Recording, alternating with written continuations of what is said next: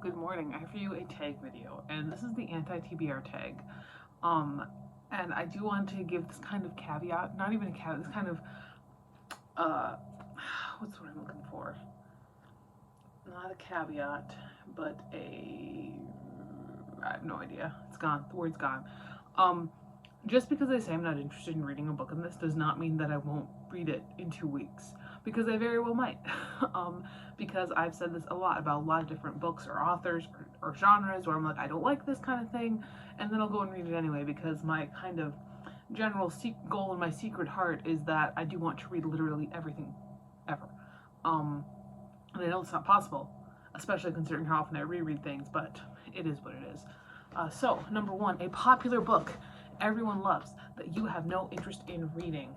Um, there are those cowboy romances. I don't know if it's because I grew up or still live in rural North Dakota, which granted is not like exactly cowboy territory. But there are a lot of cows, and there are a lot of cowboy boots, and there are a lot of cowboy hats around. It's not like Montana or anything, but having grown up in a rural area and currently living in a rural area, I fail to see the way to romanticize, quite frankly, these conservative dumbasses. So, it is what it is. Two, a classic book or author you don't have an interest in reading. Charles Dickens.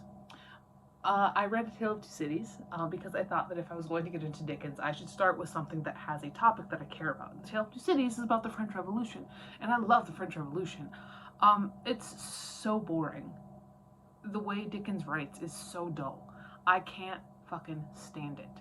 I don't know if it's just that I'm not a big fan of British literature in general, especially novels from that time period, but I'm just like, oh my god. Three, an author whose books you have no interest in reading. Um, I mean, I guess a lot of the romance authors du jour I'm not really all that interested in.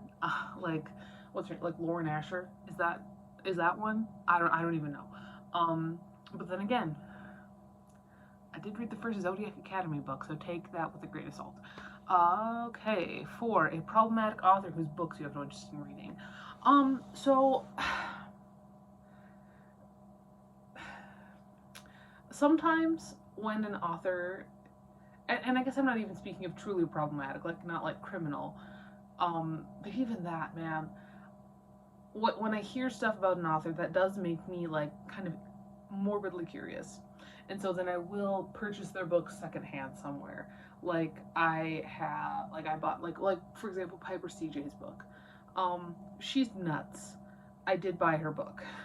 Or 27 Hours by Christina Wright. That book, as soon as it came out, people were like, she's a rapist, or whatever it was. It was a mediocre novel. So I'm like, I can't really answer this question in good faith. An author you have read a couple books from and decided their books are not for you. That's kind of where I'm at with Sarah J. Maas. I mean, I read the first 4 books in the Throne of Glass series. I read the first 2 books in Court of Mist and Fury, whatever, Court of Thorns and Roses. I read the first 2 books in the House of whatever. And in general, I'm kind of meh on her, especially her straight up fantasy stuff. Like, I'm sorry, Throne of Glass is her worst series by far. And I think that's also because she's like, especially in the beginning, she's like trying to write a young adult series, but she doesn't really want to write a young adult series. And that's why stuff like Court of Thorns and Roses is better, because she's freed from her shackles. I don't know. A genre you have no interest in, or a genre you tried to get into and couldn't. Again, this is the one where I have a problem, because I've said this about not every genre. I've always loved horror, but I said this about fantasy. No longer the case. I said this about sci-fi. I'm getting into sci-fi. I've said this about romance. There are some romance novels I'm enjoying. So there isn't really one. I guess modern extreme horror tends to be really bad. And I've kind of been on a bit of an odyssey going through a lot of modern extreme horror, and it is just terrible, everything I read from it. Does that mean I'm going to stop reading it? No. But it is bad, so take from that what you will. A book you have bought but will never read. Every book I buy, I have the intention of reading. And so it may take me years. Like, I'm talking, I have books in this book wall from 2014 that I have not read. It's Blood Red Road by Maura Young, and I actually stole it from my high school English classroom, which I was in 2014. So I have every intention of reading everything. I'm not going to get rid of a book before I read it. However, I will say, once I was trying to read Andersonville, and it was really old copy and it fell apart, and as I was trying to read it, so I just threw it away. And I've never rebought that, so maybe that. A series you have no interest in reading, or a series you have started and DNF'd. Again, if I start a series, I have every intention of finishing it. However, am I ever going to finish Throne of Glass? Probably not. Am I ever going to finish Zodiac Academy? God help me, please no. Am I ever going to finish Shatter Me? Probably not.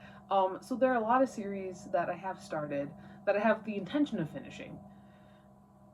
And if a used book catches me at a moment of weakness in like a Goodwill or something, it might happen, but do I really intend on finishing it? No.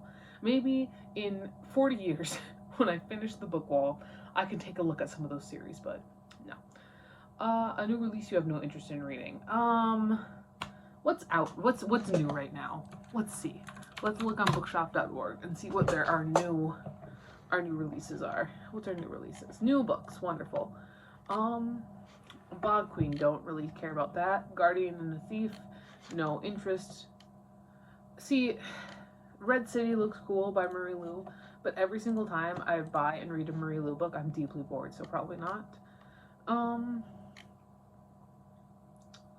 Some of these I'm looking at, maybe I would. Maybe I would. Maybe I'd read that. Intemperance, no. A lot of these like really like dramatic fantasy ones, like Kill the Beast by Sarah Swift, I don't really have any interest in reading.